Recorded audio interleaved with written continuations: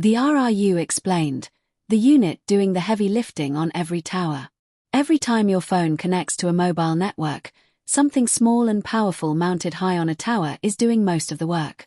You will never see it from the ground. You will never read about it in a consumer tech article. But without it, your call does not connect, your video does not stream, and your message does not send. That unit is the RRU, the remote radio unit. And it is one of the most important pieces of equipment in modern mobile networks. What is the RRU? The RRU is a hardware unit that handles the radio frequency side of mobile communication. It takes digital signals coming from the baseband unit, converts them into radio waves, amplifies them, and transmits them through the antenna into the air. On the receiving side, it does the reverse. It picks up radio signals from phones in the field, filters and amplifies them, converts them back into digital form, and sends them up to the baseband unit for processing. In simple terms, the RRU is the part of the base station that actually talks to your phone. Everything else in the cabinet processes and routes data. The RRU is the voice. Before the RRU existed, base stations used a different architecture. The radio equipment sat inside a cabinet at the base of the tower, and long coaxial feeder cables ran all the way up the mast to the antenna. Those cables were thick, heavy, expensive, and caused significant signal loss the longer they ran.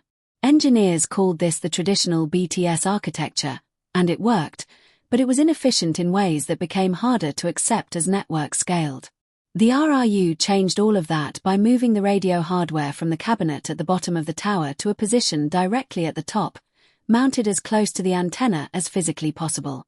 That single change transformed the efficiency of base station design. How the RRU connects to the BBU and the antenna. The RRU sits between two critical components. Above it is the antenna. Below it, connected by fiber or Ethernet cable running down the tower, is the BBU, the baseband unit, sitting in the equipment cabinet at the base of the tower or in a nearby shelter. The connection between the RRU and the BBU uses an interface called CPRI, which stands for Common Public Radio Interface. This is a high-speed digital link that carries the baseband data between the two units. The BBU processes the data, handling protocols, scheduling, resource management, and sends it up to the RRU in digital form over the CPRI link. The RRU then converts that digital signal into a radio frequency signal and passes it to the antenna for transmission. The connection between the RRU and the antenna is short and direct. A brief jumper cable, usually no more than a few meters, connects the RRU's antenna port to the antenna feed. Because the distance is so small, the signal loss between the RRU and the antenna is minimal. This is the core efficiency advantage of the RRU architecture compared to the old system where cables ran the full height of the tower. On the receive side, the antenna picks up signals from mobile devices in the field and passes them directly into the RRU through the same short jumper. The RRU amplifies those incoming signals using a low-noise amplifier, filters out interference, and converts them into digital form before sending them down the CPRI link to the BBU for processing. TRX ports and how they power cells. Inside the RRU, the fundamental radio unit is the TRX, the transceiver. Each TRX handles one radio channel, managing both transmission and reception on a defined frequency. The number of TRX ports on an RRU determines how many simultaneous radio channels that unit can support, and by extension, how much traffic capacity it can provide to the cell it serves. A basic RRU might have 2 TRX ports. A more capable unit might have 4, 6, or 8. In modern 4G and 5G deployments, RRUs with advanced configurations can support even more. Each additional TRX port adds capacity, more users, more simultaneous connections, more data throughput. When an engineer commissions a cell, they configure the relationship between the BBU's baseband processing resources and the TRX ports on the RRU. The BBU allocates processing capacity to each TRX, and the RRU uses those channels to serve users in the coverage area. The more TRX ports that are active and correctly configured, the more capacity the cell has. In practice, a single RRU with multiple TRX ports can power multiple sectors of a cell site. A typical 3-sector site, where the coverage is divided into 3 directional zones of approximately 120 degrees each, might use 1 RRU per sector, with each RRU driving 1 antenna and serving 1 sector of the coverage area. Or in some configurations, a single high-capacity RRU handles multiple sectors using multiple antenna ports. Different types of RRUs. Not all RRUs are the same. They are designed and built for different frequency bands, different power outputs, and different generation networks. Choosing the right RRU for a site depends on the frequency the operator is licensed to use, the coverage area required, and the generation of network being deployed. Low-band RRUs operate on frequencies below 1 GHz, typically around 700 MHz or 800 MHz. These units produce radio waves that travel long distances and penetrate buildings well. They are the units of choice for rural coverage and indoor penetration. The trade-off is that low-band frequencies carry less data capacity than higher frequencies. Mid-band RRUs operate in the 1800 MHz to 2600 MHz range. These are the workhorses of most urban and suburban networks. They balance coverage range with data capacity reasonably well and are the most commonly deployed RRU type in 4G LTE networks globally. High-band RRUs operate at frequencies above 3 GHz, including the 3.5 GHz band widely used in 5G deployments. These units deliver very high data speeds and capacity but have shorter range and weaker building penetration. They are ideal for dense urban environments where many users are concentrated in a small area. There are also multi-band RRUs, which can transmit and receive on more than one frequency band simultaneously. These are increasingly popular because they reduce the number of physical units needed on a tower while supporting multiple frequency layers. In 5G networks, a new category called the AAU, Active Antenna Unit, has emerged. The AAU integrates the RRU and the antenna into a single physical unit, combining the radio hardware and the antenna elements in one device. This makes installation simpler and enables advanced features like Massive MIMO, where dozens of antenna elements work together to direct signals precisely toward individual users.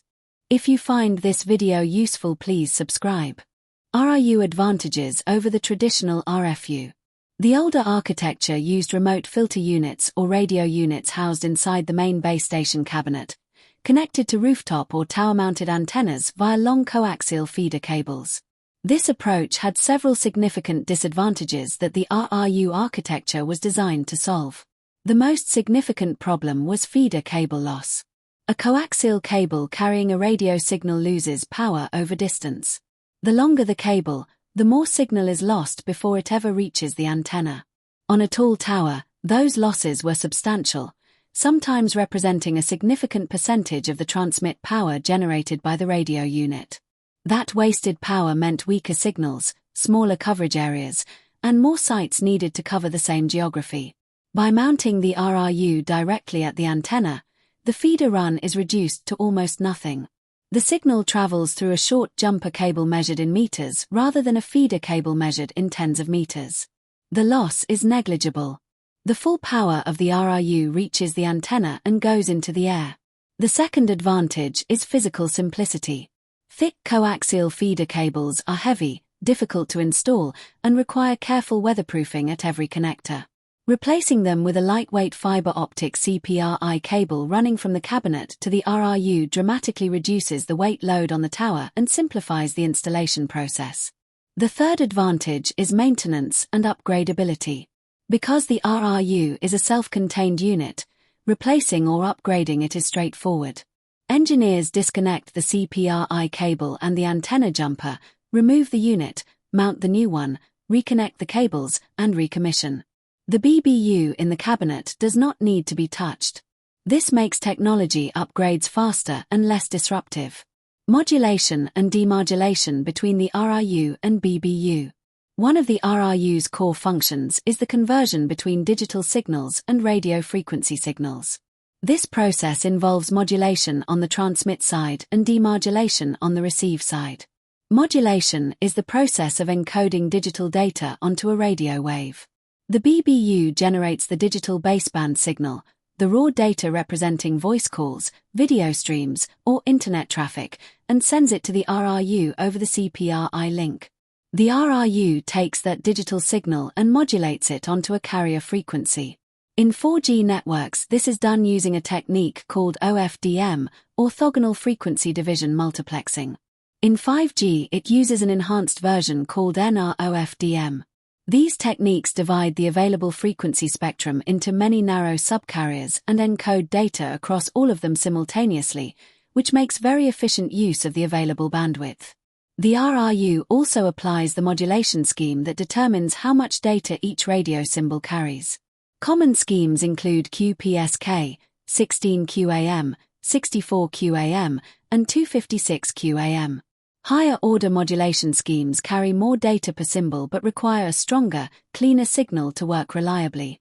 The RRU and the phone negotiate the best modulation scheme based on signal quality, constantly adapting as conditions change. On the receive side, demodulation reverses the process. The RRU receives the modulated radio signal from the phone, amplifies it, removes noise, and demodulates it, extracting the original digital data from the radio wave and sending it down the CPRI link to the BBU for further processing and routing.